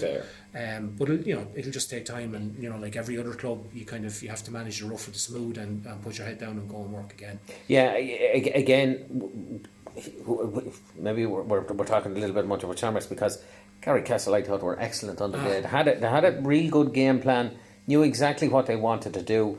They had kind of picked out who they were going to attack. In my opinion, it looked like who they were going to pinpoint, who they were going to really attack. They kept the ball out of the centre, where probably Shamrocks had their strongest players, the likes of Dennis Corona, I suppose, but they kept away from them. They used the flanks and they scored 3-10 from play, which is good going on any day. They did, and it's going to be hard stopped on any there day. Wasn't many of those scores. Wasn't a really good score. As we said, Tom O'Halloran was excellent. I thought the two Monaghan's, Michael particularly, number 7, I thought he had a really, really good game. I thought John Gaffey rolled back the years immensely, and there's still a bit of football left in that guy too. And I thought Gardner at full forward, he is one of these players, you don't know what you're going to get from Alex Gardner. That's the only problem I have. He's absolutely brilliant. Against Turtles Pass here, he was John Heslin like in his performance. He absolutely tore Turtles Pass asunder here that day. I seen him against Kinnegad. He was completely a peripheral figure. Last Sunday, I thought he was absolutely superb and pulled a lot of the strings on it. And I think going into a semi-final against the Downs, I seriously give them a chance. I really, really do. I think the Downs are a really good side. But I seen their game in Kinnegad, and if I'm honest, Garrycastle were a little bit unlucky not to get something out of that game. And they will have learned more. You were talking about your learnings for the year for Shamrocks. I think Garrycastle might have learnt more from the first game against the Downs than the Downs have. Now the Downs now have Luke Loughlin maybe coming into the mix. Yeah, no, I think, look, I mean, on the evidence of what we've seen so far, like, I suppose, it's only Sunday and Garrycastle had a fantastic performance, and, how fantastic really was it when you look at it. But, I think the things they can take a lot of confidence and belief from is they've got a setup that they've probably been using probably for 5 or 6 a template anyway, years. Yeah. A template that they've been using, that they're very comfortable with, that players know their roles, they know what they should be trying to do, they know how they want to attack, they know how they want to defend, they know how they want to transition. And there's days when they can execute that really, really well, like last Sunday. There's other days where maybe they don't. From that point of view, or the opposition are a bit more, are better at shutting that down. I think they're going to present the Downs with a huge amount of challenges in terms of the way they play, particularly from a defensive perspective, in terms of, the Downs are really, really pacey and can break into lines and break into spaces. But if they don't break with that pace, they'll really struggle against that defensive setup that Garrycastle have. And again, I'm going to go back to this. You're talking about that game was played top of the ground, so tight football. This is going to be a little bit different over the next couple of weeks. You're going to have to slug it out, in the vast majority of cases. But I really do. I think they're two fascinating senior football semi-finals. I think they're two fascinating intermediate football semi-finals as well. And I'm not going to, just for all you Milton Pass people out there, or anybody that is a little bit, I'm not going to predict anything. I'm really not. To be fair, Paul, for all 4 of those games, you could make arguments. You make a case for any one of them, any one of them to win those particular games. Without a shadow of a doubt. And I think, particularly semi-finals, they usually have a dynamic of their own. They're usually tight, dour affairs. Particularly the way the weather is kind of, the ground's getting that bit heavier and so on. it's kind of that bit harder to be a bit more explosive and free flowing and so on and so forth. So usually kind of comes down to the teams that can do the simple things really well consistently. And you wouldn't begrudge any of them, Tom, would you? Really, No. any of those 4 teams, either in the intermediate, you wouldn't begrudge any of them a place in the final. No, they all probably deserve to be there now at this stage, like with performance to put in over the last couple of weeks. Like, we said about Lomans haven't got up to scratch yet, but still had a brilliant 50 minutes against, or 45 minutes against Athlone. Yeah. They still ground out the challenge in front of them at Caulry. And they're still there.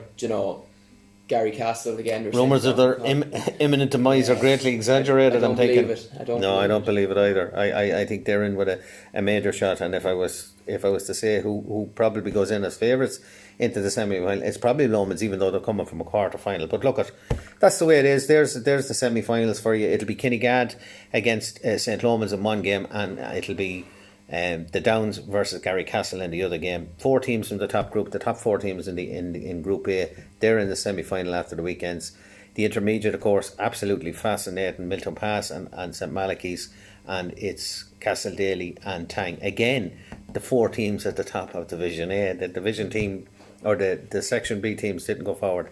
Before we go this evening, we have to talk about the Junior Championship. And for me, the most delighted thing that made my heart sore, I suppose, a little bit, was we got 3 of the junior proper teams into a semi-final and almost got a 4th. It was on the cusp. I actually happened to be in Bunbrusna, had a great win against Garrycastle. Came down to very late free for Garrycastle to equalise it, but Bunbrusna just about held on. Finney, in my opinion, it was always going to be Shamrocks second string. Really, really good side. The surprise for me a little bit, Tom, I suppose, was Ballycamoyle with their win. And Jerry Farley said to me, he says, this is on the way. A huge thing for Ballycamoyle is probably that Castlepollard and Loughlin Gales are both knocked out. Now they've, for the first time in a long time, they've no job. And I believe in semi-final. I believe Tommy Doyle gave an exhibition, I'm told, in the quarter final against the Downs. It's a huge thing for them. They have everyone full interest in football, and it's not often they get that. So now they have a huge chance, in my opinion. Like, they're all going to be... And they're not a bad side. Let's be honest about this. I was at the Joseph's Lomans game, and Lomans were cruising. I mean, there were 8 points. I think it was 8 points to 3 at half time, and absolutely cruising. And in 4 minutes of the second half, Joseph's got 3 goals. Yeah. 2 gifts now, it has to be said, but Wayne McCormack got 2 goals. And Dean Slevin got an absolutely fabulous goal. There was a little bit of controversy over it, but from where I was standing, it was a perfectly legitimate goal. And from 5 points down, they went 2 points up. Yeah. And possibly could have went further ahead. They had a couple of frees close in, didn't take them, didn't take the chances. Lomans break down the field. Little bit of experience. Shannon Russell came on. The likes of David Morgan playing. They had young Conan O'Hara who had a super game for them. And they just ground it out, and the experience really did tell for Lomans and that. We almost had 4 of it, but as it stands, Lomans are now going to be playing Bunbrusna. Bunbrusna certainly definitely fancied him. On that, they will definitely fancy their chance. And the big game, of course, is Finney and Ballycamoyle, which I believe is going to be here now on the Saturday, on the early game on the Saturday at 1 o'clock. So Jerry Farley got his wish. It's going to be in Cusick Park. We're all going to get a chance to see it. A local derby, and this is a local derby. Yeah, cousins playing cousins. You could even have brothers playing. It's an absolutely fascinating thing. Again, this one, Tom, I really can't pick a winner out of the 4 of these. I don't know about you, but I really can't pick a winner out of the 4 of these. No, way too close to call at the moment. Like, no team really stood out in the group phase. It was nip and tuck with every game. Like, we didn't know who was going to be in the semi-finals. Yeah, I suppose Finney will think, having topped the group. Yeah. They probably think they're in the driving seat at the moment. A lot of their players, of course, will be playing with Ringtown here in the hurling final on intermediate hurling final on Saturday. So again, an absolutely fascinating. So from junior to senior now, we have a fascinating program ahead of us in 2 weeks' time. It's nip and tuck. It could go anyway. You could have anybody. We could be here next week talking about anybody that's going to a county final, which would be a huge fill up. I hope. If I'm being completely honest, I hope it's 2 proper junior clubs that are in the final. No disrespect to St. Lomans whatsoever, but I do hope it's 2 junior clubs that are in the final. There's definitely going to be 1. Yeah. So it's whether we can have 2 in the final here, but it's going to be fascinating. I'm told Ballycamoyle were absolutely outstanding against that, and that was from Downs. People from the Downs themselves, they were extremely impressed with their performance in it. Bunbrusna, an ageing side, a little bit, I suppose. We were talking about one of our Shamrocks earlier. Bunbrusna are an ageing side. They're probably in a little bit of transition as well. So the fillip it would make to them to get to another county final, or the boost it would give to them. Finney have been knocking on the door. You know, they're thereabouts. A little bit of a yo-yo club. Yeah. Did go senior at one stage, won an intermediate championship there a few years ago. Junior again here under Andy Sheridan 4 or 5 years ago now at this stage as well. Yeah, to get and back up. I do feel a little bit sorry for St. Joseph's. They put their heart and soul to it, but the telling statistic of that game is Lomans scored 17 points, which was 17 scores. 8. St. Joseph scored 8. They scored half of what St. Lomans scored, and it came back to haunt them. 3 goals didn't make the difference on it. But another word, I don't want to be patronising again, they were gallant in defeat, extremely gallant, and they tried their absolute guts out right to the final whistle. You know, and they have to be given great credit for that. Lomans with a lot of young lads, a lot of experienced lads as well. Shane Flynn was playing, David Morgan was playing. You know, lads with huge experience, with county medals. Yeah. Conrad Riley was playing centre half forward for them in the second half, and absolutely controlled the game in the first half. He was tremendous for them. You know, so there is that Maxim Blinn, and that's the thing we were saying about Lomans as well. You know, they're almost through their transition period. They are bringing guys through, whereas other clubs, maybe Shamrocks and Garrycastle in particular, turns past to a certain extent. They're in that transition period, but not as far forward maybe as St. Lomans are to win. But absolutely fascinating semi-finals ahead of us. The one I won't miss is Finney and Ballycamoyle. I'll have to sit away from Jerry that day, and I'll have to sit away. My own brother was involved with Castletown Finney for many years, so I'm going to have to be completely neutral on that one. I hope I'm not doing commentary on it. But this weekend, for any of you that are watching TV, we have the intermediate final is here on Saturday between St Oliver Plunkett, Mullingar and Ringtown. A great encounter, 2 proper intermediate clubs in the final. Really looking forward to that one. I think it has all the hallmarks. And then, of course, we have the semi-final on Sunday of the Senior B, which is Father Dalton's and Cullen. Again, Tom, one hard to call, maybe? Yeah, one hard to call. We discussed here with Johnny last week. Don't think much in either side. Again, 2 well-coached teams. We kind of touched on it last week with Owen McCabe and Jack Galvin and Jack Gillen. Yeah. It's going to come down to who nearly fires out with who can get the best out of their key players, get them through it. Yeah, weather conditions might have a little bit part to play on that one as well. You know, look at Cullen won an intermediate hurling title here on one of the wettest days I can ever remember. So they won't be a fear of it. Daltons are a little bit light. Yeah, they're a little bit lighter and a little bit younger maybe.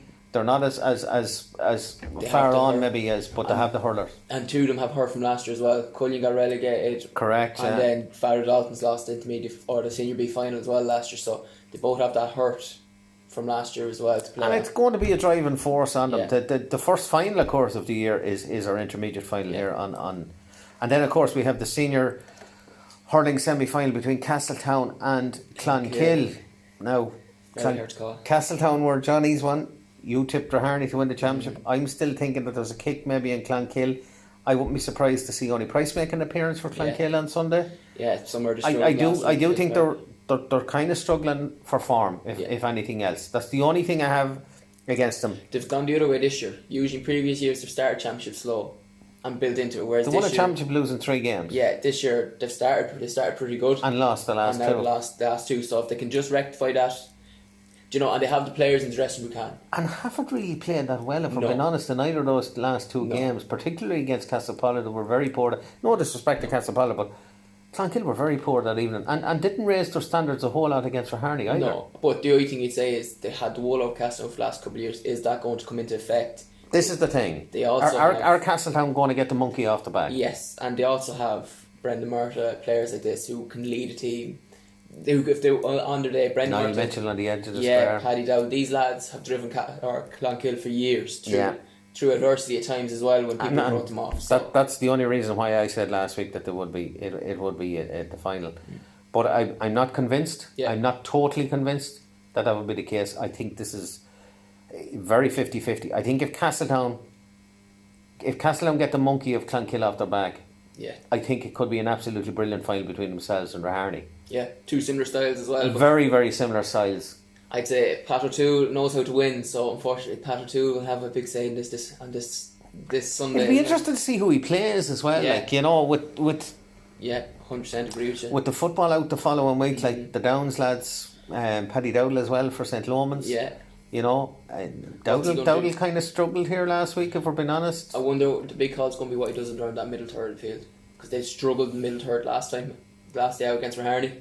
I wonder, as you mentioned already, will only Price come back in there? He's playing senior B. And they have swapped an awful lot of players Yeah. around, Tom, you know. And Like the only real consistent player there has been Shane Power, I suppose. Yeah. And to be fair, for after the first 2 games of Championship here, we were saying he was player of Championship so far. Yeah, Do you know, absolutely. so it's not like he's having a bad year either. Like I think teams have figured out that if you can stop Clonkill that middle third, you're halfway there at the moment. And stop fouling him, because Brendan Murtaugh's not going to miss those frees. No. You know, he's really not. And Castletown are probably that type of team. They don't foul all that much. If we go back over the Championship, Tom, I'd say they're probably the lowest foul count of any of the teams so far. Yeah.